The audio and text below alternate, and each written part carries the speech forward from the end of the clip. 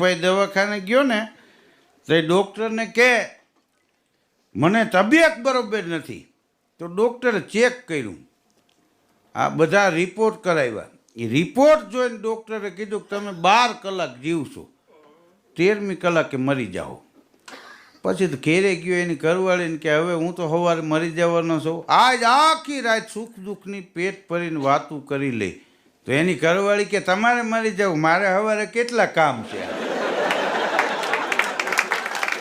108ની વ્યવસ્થા કરવી, તમારા માસાને ફોન કરવાની, બધા આટલા વાગે આવી જઈજો. હા હું હોઈ જાઉં છું, તમે એકલા એકલા સુખ દુઃખની વાતો કરો, બહુ ફાંકીના ફાંકડા માર્યા. હા ગાંઠિયા ખાવામાં કોઈ દી લઈ ન ગયા એમ, અને હક દખમાં અમે એમ. હા હું તો આ હોઈ ગઈ કે તમે 12 કલાક સુધી જાગો, પછી કે જવું છે વાં તમારે. હા ત્યાં પછી બીજું